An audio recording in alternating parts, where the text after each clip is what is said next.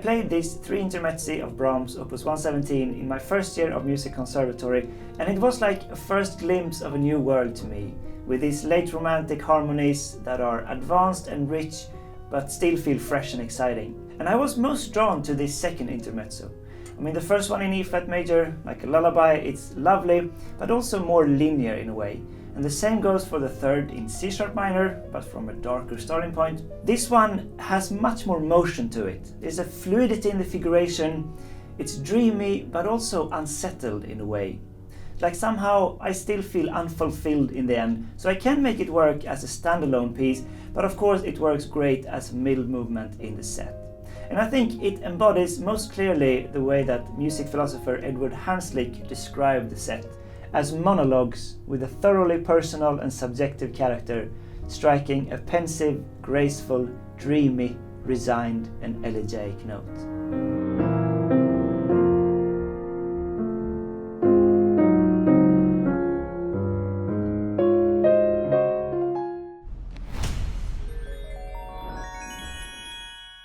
So let's start with the texture. We have this kind of original configuration with continuous 30-second notes.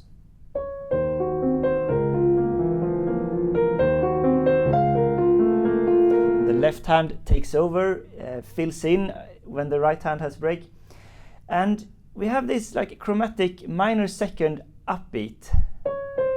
And that's an important idea that I'm going to return in the piece. So the right hand has it from above as a part of the melody, and then the left hand, like all the time, it provides a little bit of extra tension there. And actually we have a melody in this. So in my edition here, it's an extra beam on the first beat in the bar. It may be different in different editions, but even when there's not extra beams, I think it's very clear that it's a melody. It's just too unnecessary to write it out all the time. So it's a good exercise to just play the melody at the top line here and the bass.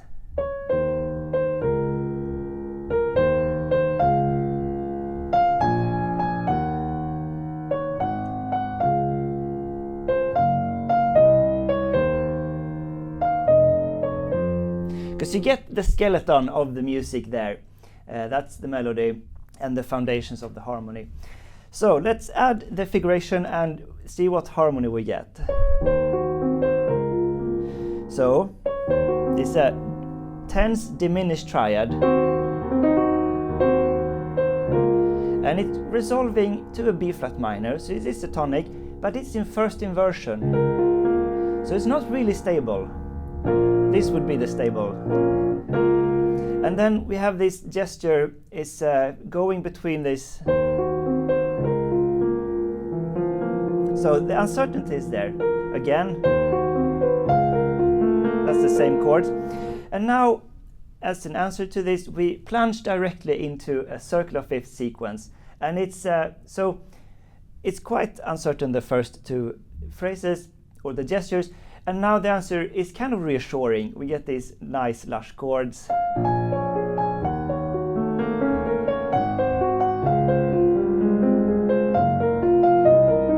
So you can see in the bass the circular fifth progression all the way to F. And what do we have here? B flat minor 7, E flat minor 7, A flat dominant 7 to D flat major 7 to G flat major 7, and then C half diminished to F7.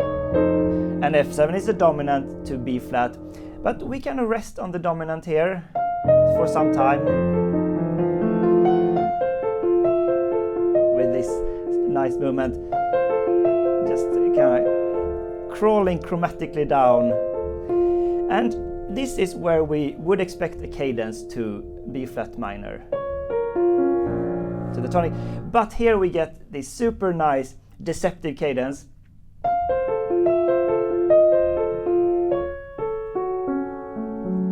to G flat minor. So G flat major would be like a normal deceptive cadence. That's like classical stuff, but this is typical kind of late romantic, this mediant relationship, B flat minor and G flat. But if you change one more step to G flat minor, because G flat major is part of B flat minor scale, but if you change to the minor, you get like a darker version of it. And you never have this in like Mozart or Beethoven or even Chopin, but in Brahms, in Beyond, you get these types of deceptive cadences.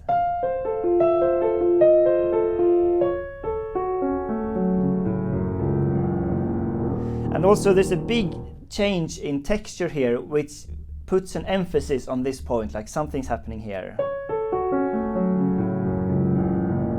And it turns.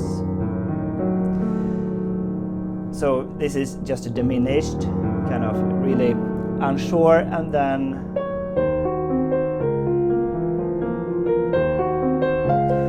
so that just brings back a second round of the melody. This we recognize.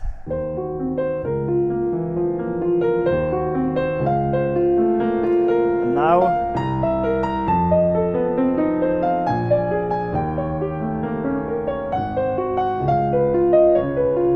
so it's a circular fifth sequence again, but it's a different one. So we get a new starting point, C7 to F7, and actually all the points on this sequence are dominant 7th chord, so they're not diatonic. It's like a chromatic modulatory circular fifth sequence.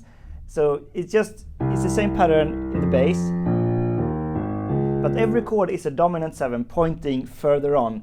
So C7, F7, B flat 7, so on. You can continue this forever.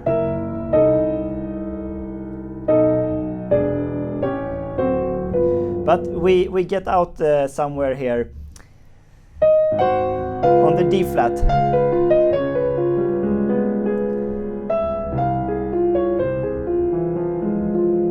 And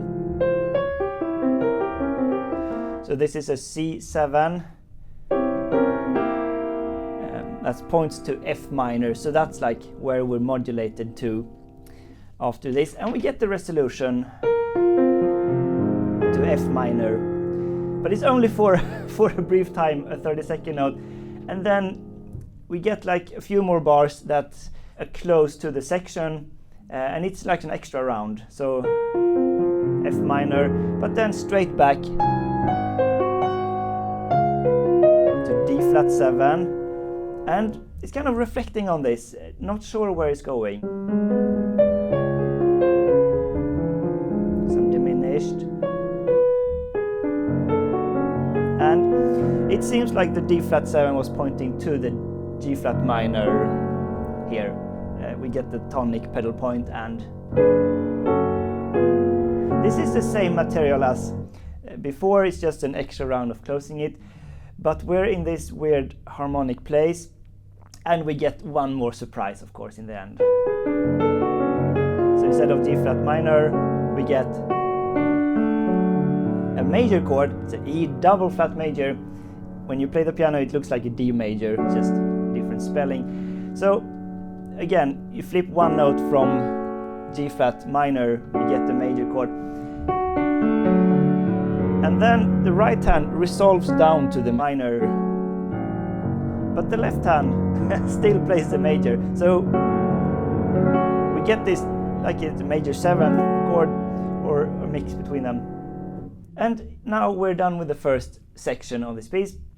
So here comes a secondary idea that's again contrasting material. It's in major, D flat major, and it sounds like this.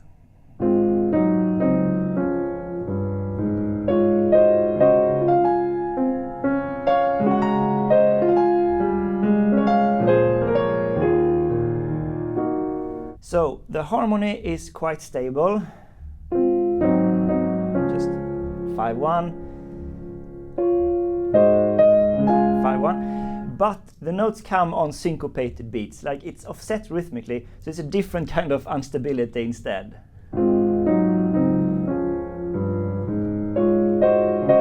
Like both the bass and the melody comes It's kind of hard, like you almost fool yourself where the beats are. It could be, like if you don't care, if you're not careful, it can sound like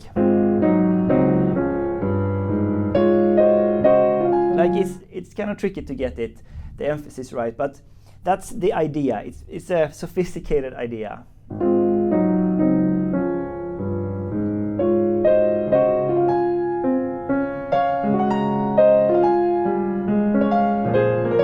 And this kind of elegant arpeggios is just on the border, like what's possible to hold if you have a relatively big hand as I have.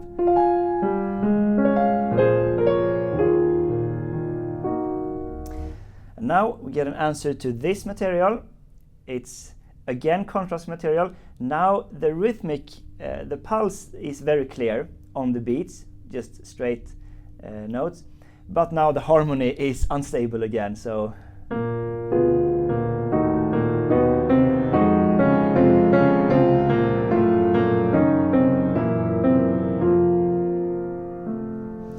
we actually have two melodic voices here.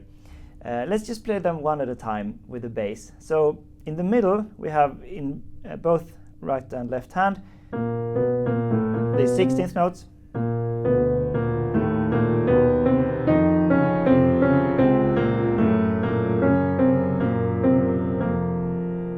Like it's very beautiful, these lines.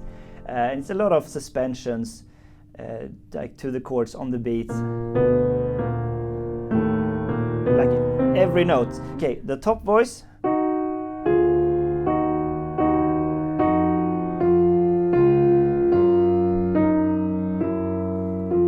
It's also melodically interesting. So both of these together, it's almost too much to keep track of, but this is the richness that is in this music.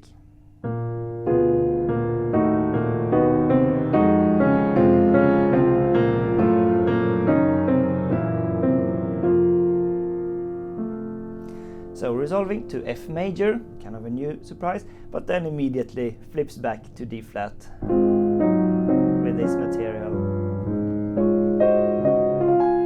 And actually, so I've said this is a new contrasting idea, but if we look at the melodic material, now this is straight notes, but it's actually the same material as the first idea. The melodic contour there, but this is straight note values and in major, so it's a completely new attire, but it's only actually one core idea. So the second round.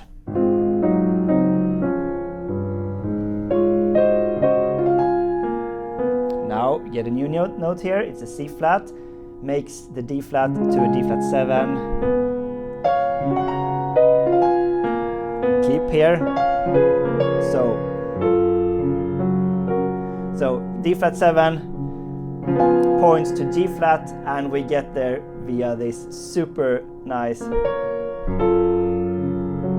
double appoggiatura, like a bittersweet chromatic leading notes. And then the same answer. Let's actually play one voice at a time here. The middle voice.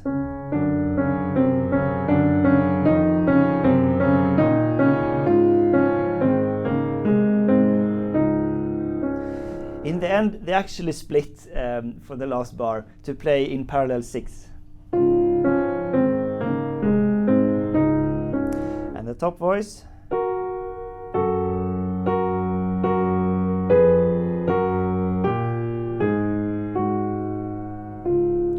So in the end, the top voice is really more of an accompanying voice leading.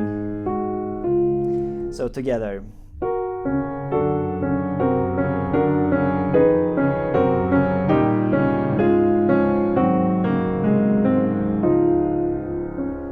And here we get back the material from the first section, the 32nd notes and this melody. But here starts like a developmental section for a page where Brahms takes these ideas and textures and experiments with it, and the left hand gets an expanded roll, which is an inversion of the right hand, and it kind of climbs upwards.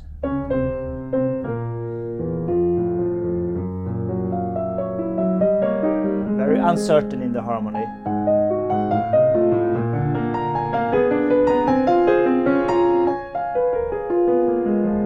And it intensifies at the end, and then it culminates in this like a breakthrough of a new compound of the texture with these nice waterfalls up and down the piano, very pianistic and subito piano, I think.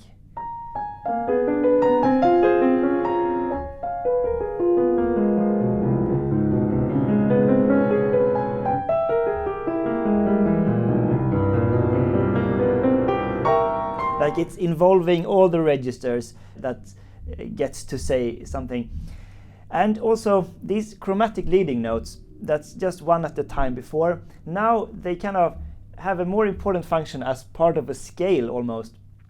So, or they turn into passing notes.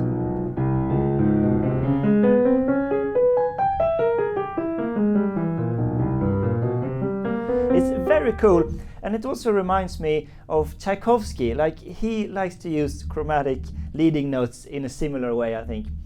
Anyway, when we get up here the last time, this is C7.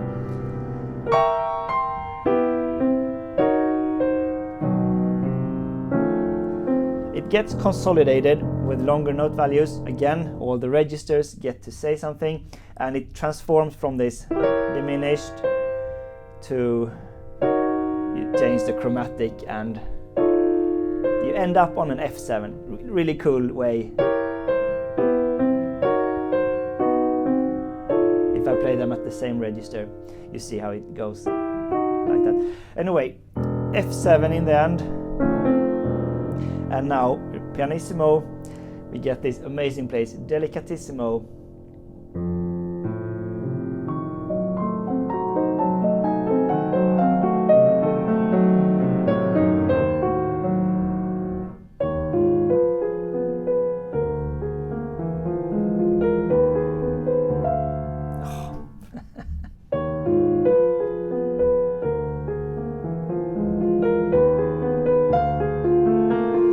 So it grows gradually back to the kind of recapitulation return of the first section. Just the harmony here, F in the bass, and then the diminished chord. It's like the F7 flat 9. The G flat wants to go down. And then, like it's a scale, but it's filled out with this just amazing piano writing. Like it feels so good in the hand to play this.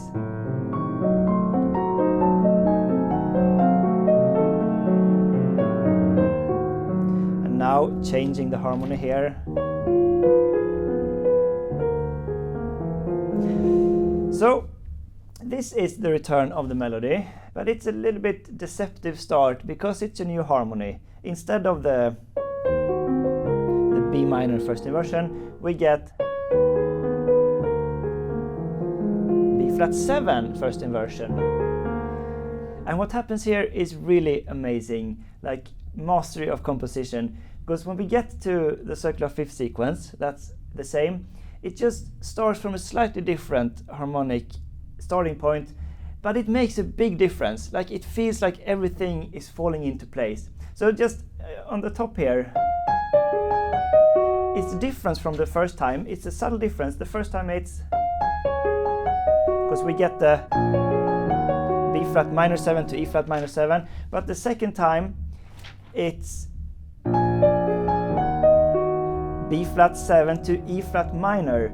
It's a clearer point harmonically, and it just makes this difference that, okay, this was the point of it. The uncertainty, it's less certain here. And then this kind of falls into place.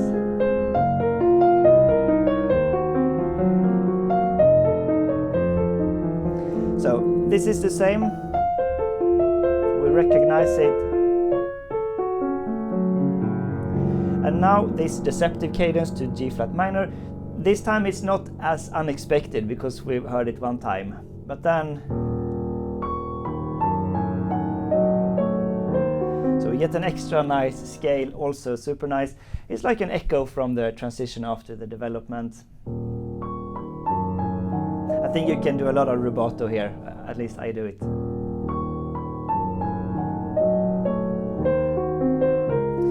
So now we get the second round of the phrase here in the recapitulation.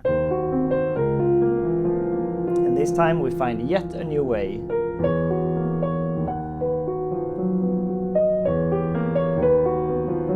And I think this is, because we had this little bit of difference from the starting point, it's like we found a way through this tension, and now we can imagine a way that leads to a happy ending. And that's what the music tells me here, when it's suddenly going to the major. It's a C flat major first inversion, kind of the Neapolitan. But it's just very hopeful. And so it just takes this idea and runs with it and grows forward and upwards.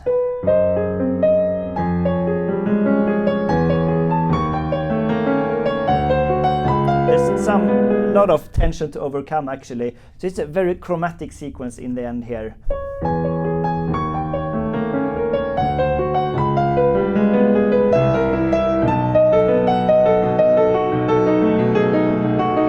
So this is another like breakthrough with the texture. Now the heavy melody notes take over on the beats.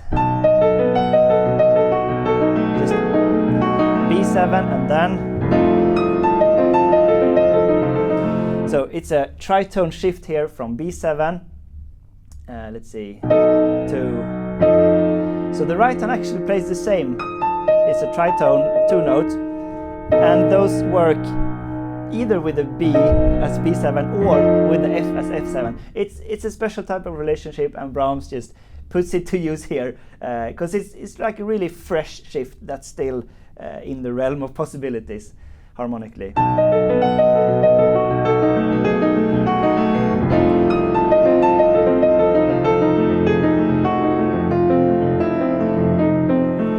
So now F7, that's close to our home key of B flat.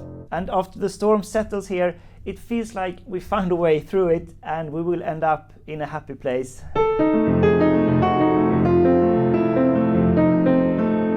Which is B flat major. So not minor as before, now we're in major mode. And it's the idea from the second section. Filled out here, just a nice ornament arpeggio. Now like a shift here, median shift to D flat major, but then back to B flat. So B flat and D flat, some kind of median relationship. We also have a F pedal, the whole coda here.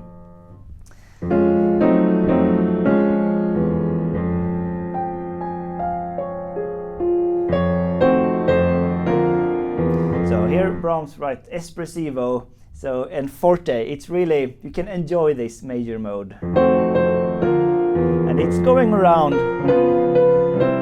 This is like an augmented 6 chord, some form of it. Back to D flat. Augmented 6, back to B flat. But here we're diminuendo and molto ritardando, and here. So now F7, it's a final move to the dominant. We're gonna go back. But here it's like we need to be reminded that this is actually a tragedy and not a comedy. So it doesn't end happily in major that we might have thought at this point, because we get the D flat.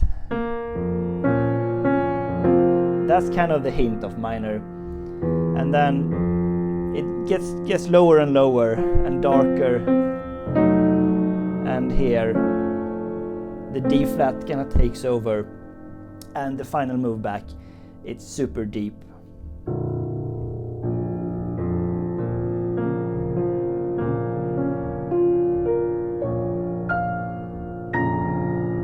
And it's a pure B flat minor and all the registers are involved.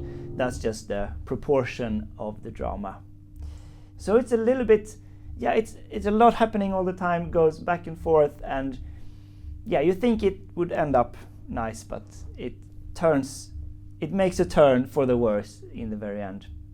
Thanks for watching Sonata Secrets, and the Patreon shoutout goes to I. Haynes and L. Punsalan.